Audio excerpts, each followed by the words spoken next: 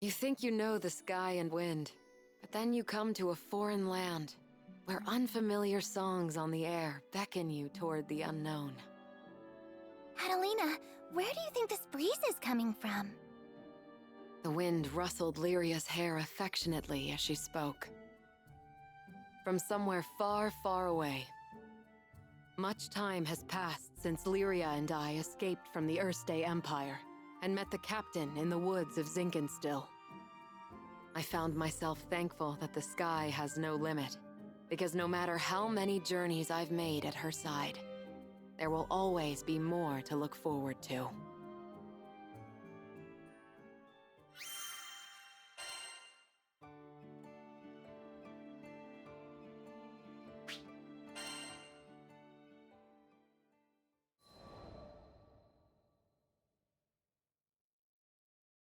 Lyria and I first crossed paths when I was still a knight of Erste, and she a tool in the Empire's mad experiments on dark essence.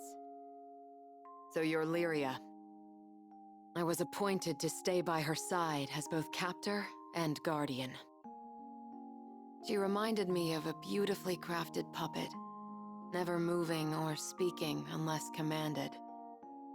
Her expression was fixed, and her eyes were bright, but cold, as if made of glass.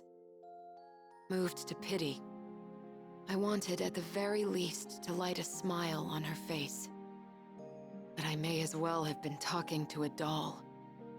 I couldn't find the part of her that was alive. It wasn't until many days had escaped us that I realized Lyria was a real girl with a feeling soul. She simply didn't know how to act like one. So, I taught her to laugh when she felt joy and cry when she felt sadness. Through books and reverie, I taught her to long for the outside world, and when colors on a page were no longer enough, I took her hand and led her to the roof of the military base. The illustrations Lyria had seen were lovely, but the sky now stretching above her was boundless and so luminous that it drew forth tears. And finally, her blue eyes shone, as if they were two patches of sky lit by a sun from within her. That sun melted my heart. There, with the open air as our witness, I made her a promise. Someday, we'll sail this endless world together. I swear it.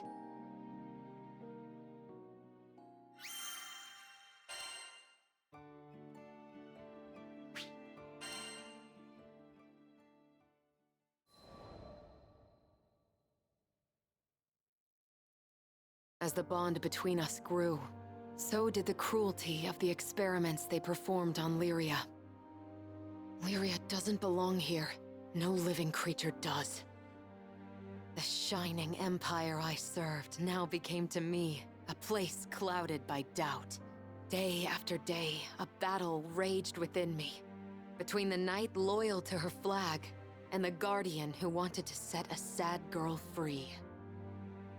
Then, one day, a memory of Lyria's response on the roof broke through like a clear ray of light.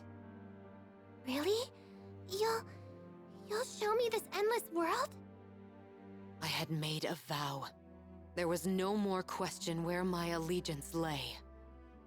I took her hand once again, this time not to simply gaze at the sky, but to leap into it. And I did it for myself as much as I did it for her.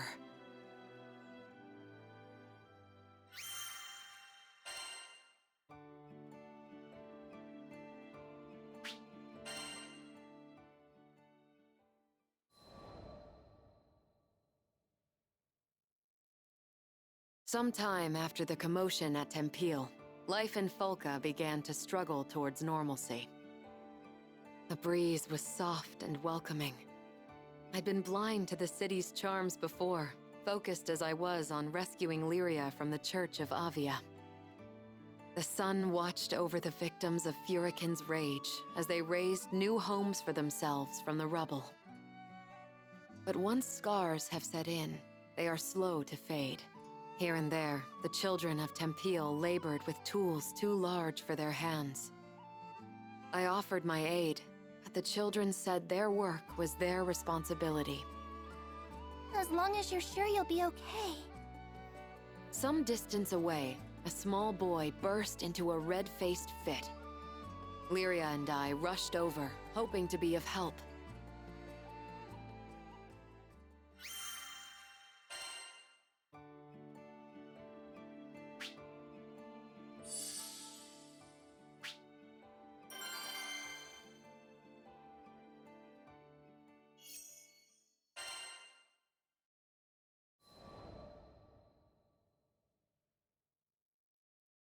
Don't try and stop me!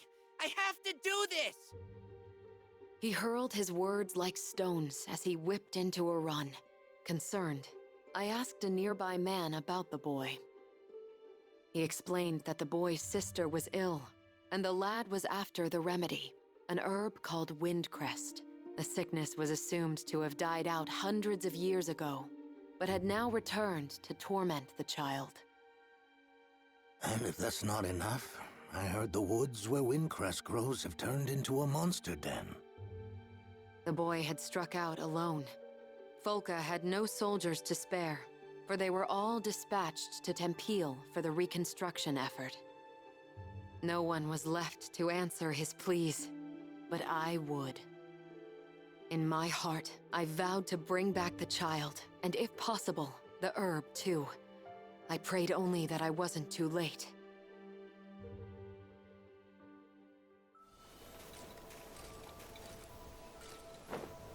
I'll take point.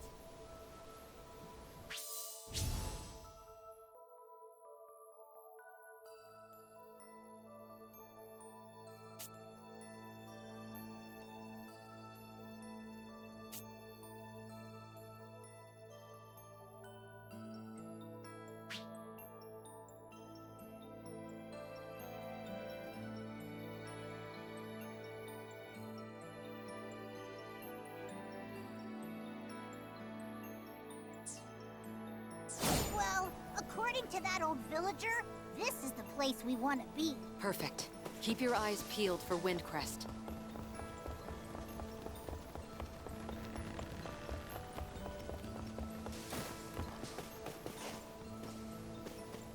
Hey! I think I spy some windcrest!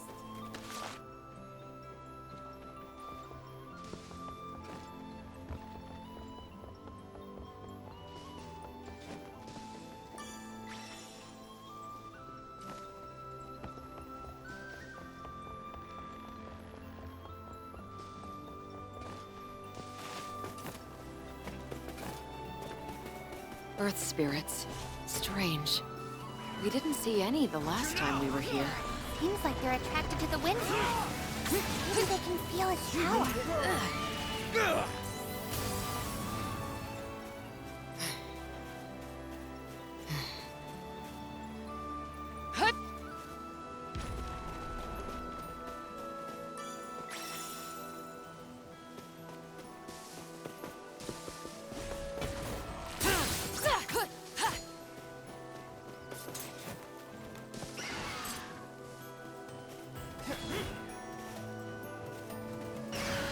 The rivers run red!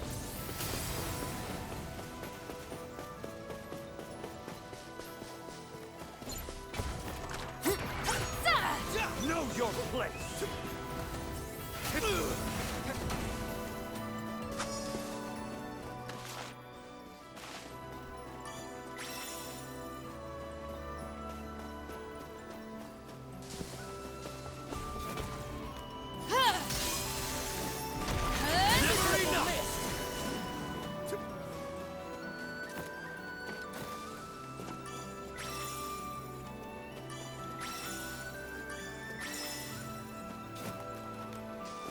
Yeah, that should be more than enough. We still haven't located the boy. What? Where is that coming from?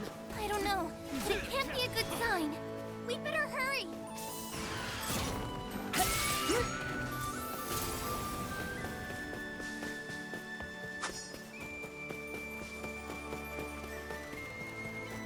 A golem! So that's what was behind the tremors. Crap, it spotted us! Get ready for a fight!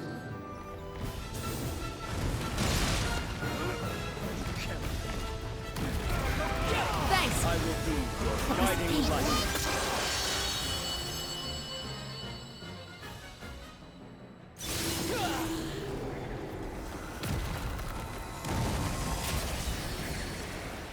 Perfect. Is it safe now? I recognize that voice.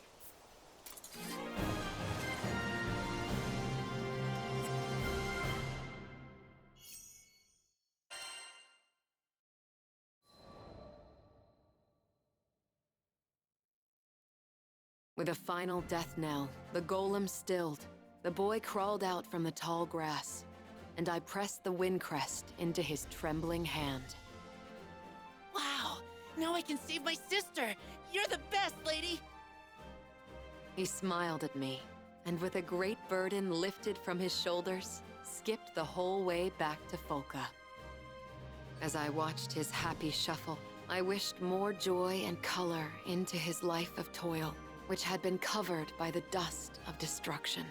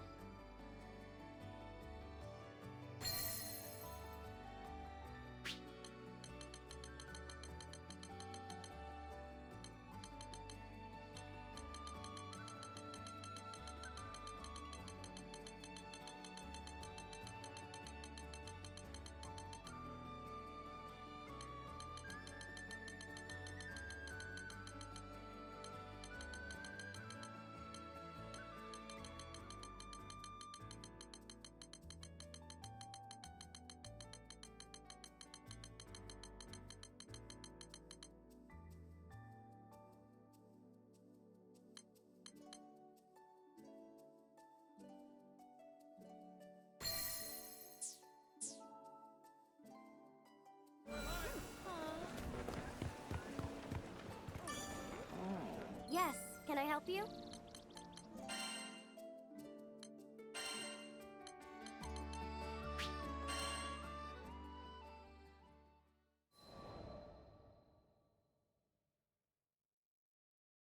We made medicine from the wind crest you picked.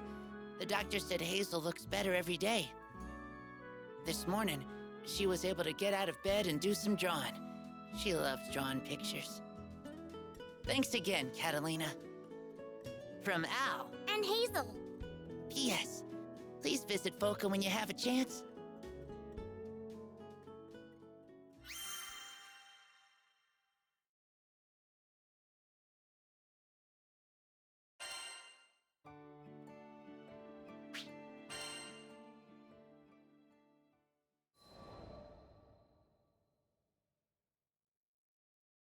Another letter from Al arrived.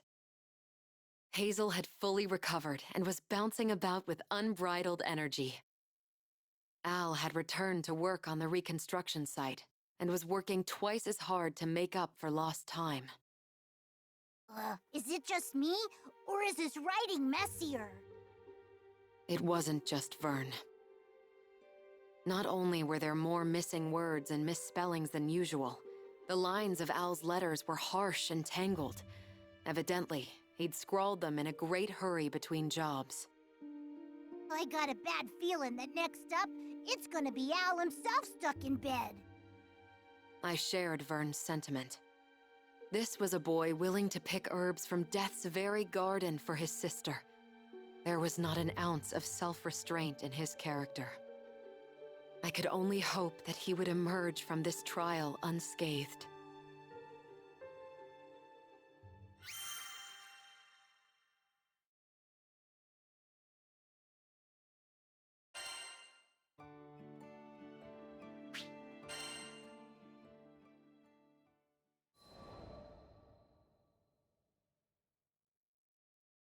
Reading Al's third letter made my head buzz and my hands go numb. Help! Hazel got sick again. Doctor says you don't know what's happened. The medicine we made don't work no more. What do we do? It struck me that I, a Skyfarer they had only met once, was all the help these children had left to turn to. Katalina, I'm worried about Hazel. Lyria, who had been reading over my shoulder, looked as pale as death, and I thought I heard the fierce thudding of her heart. Let's head back to Folka, quickly. We learned not long afterwards that the captain, who at times seemed to command a sixth sense, had already asked Rackham to set course for the city. Al, Hazel, don't lose hope. Help is on the way.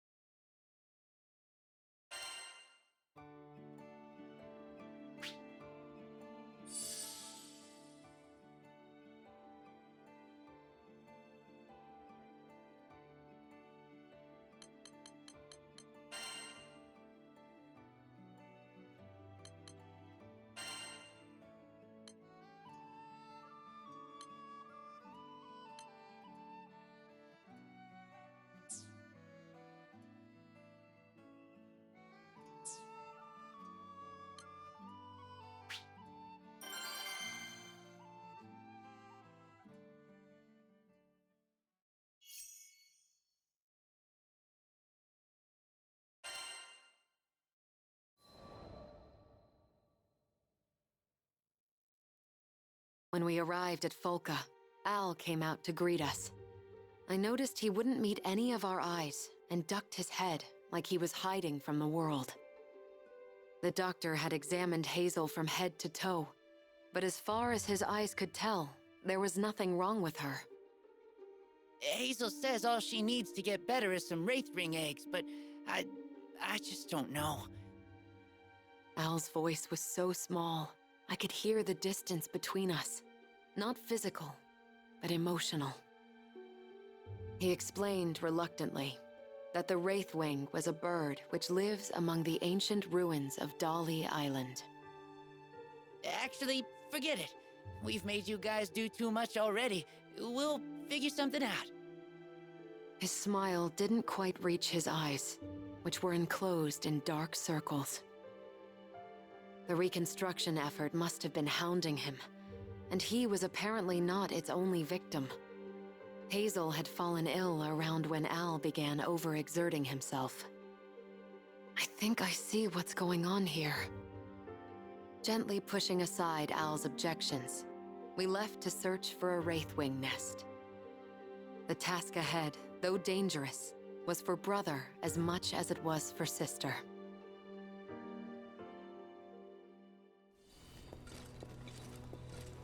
Well, shall we head out? This area seems promising. Be on the lookout for tracks.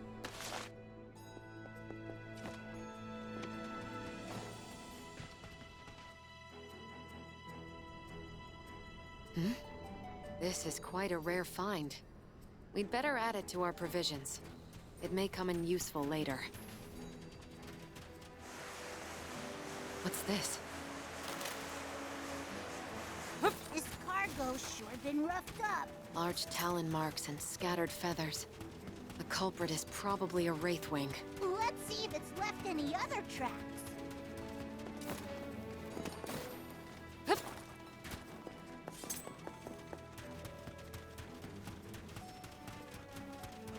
Look! More feathers! I think we're getting warmer! Katalina! Katalina! Over there! That's it. It matches the description perfectly. That's our wraithwing. Ah! What's with all the party crashers? Stay calm. I'll get us out of this. Miserable mist! You are a blessing.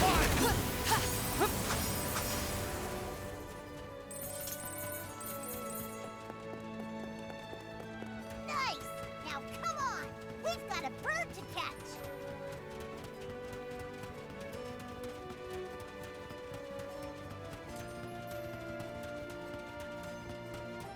These stupid monsters don't quit! You ready, Cat? Always. I'll freeze them in their tracks. Ashes to ashes! Fly if you can! It's over!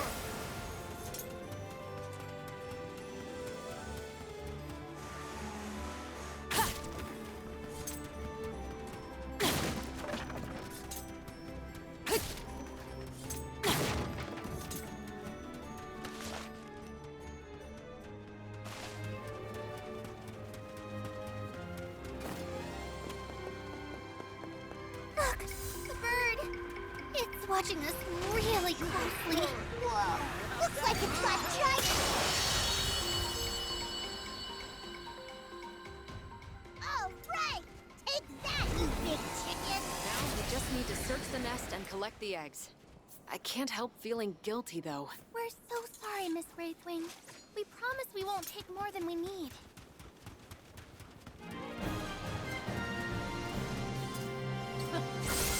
Was that all?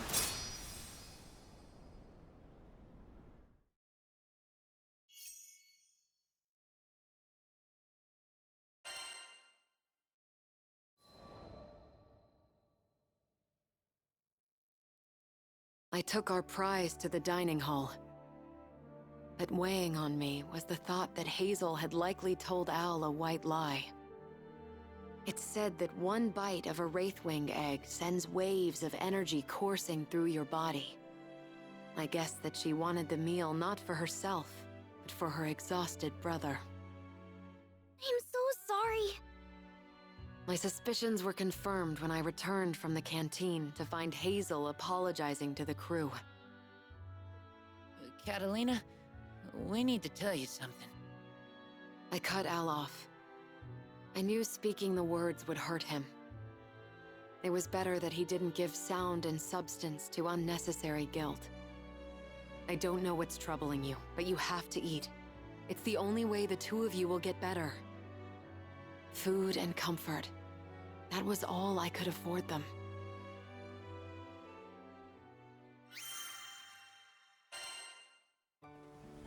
All right.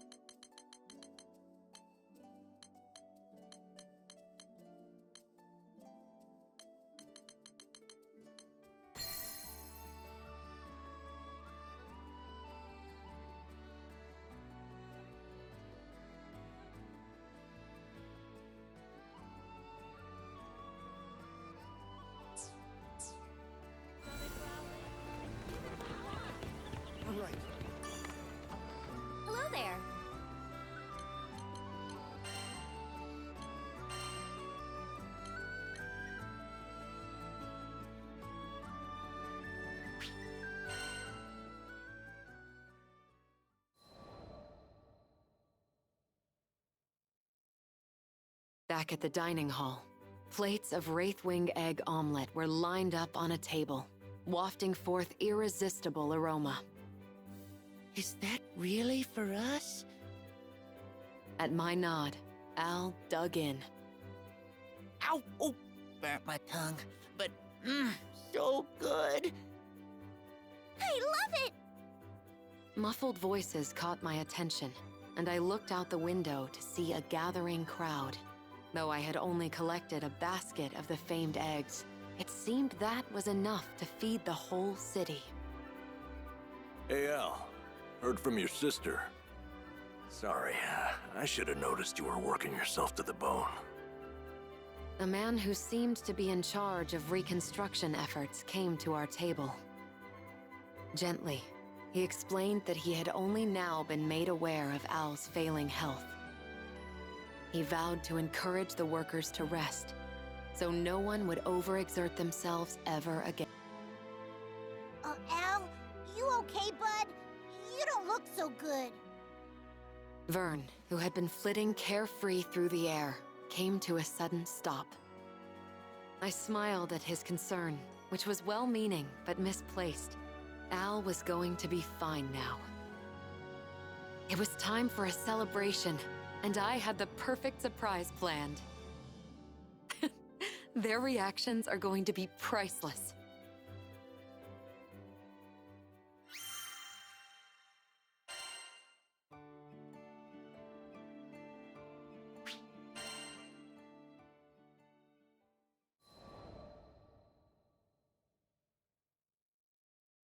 A light dessert is the perfect way to top off a hearty meal.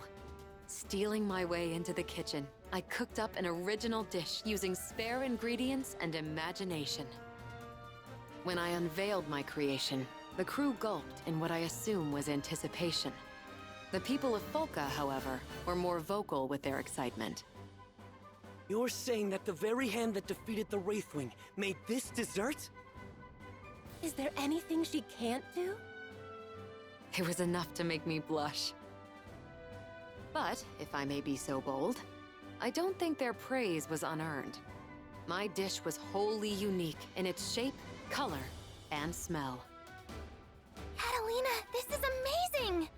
I've never tasted anything like it before. Encouraged by Lyria, every last diner snatched up their spoons. Hungrily, they lifted a bite to their lips.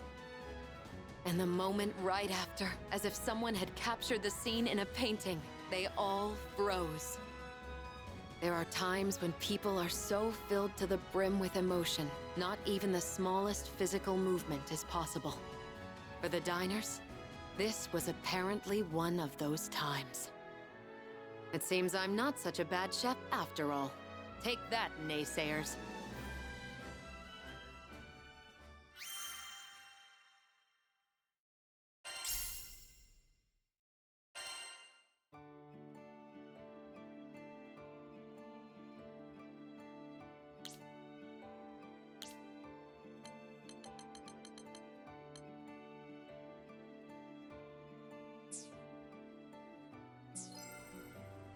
Come again.